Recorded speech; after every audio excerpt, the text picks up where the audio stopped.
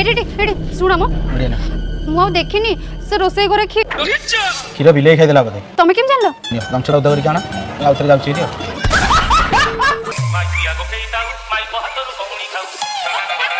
पोड़ा पिठा खाइबी भाईला क्षीर दी पकड़े देबे हातरे लेखि देबा कोन दिया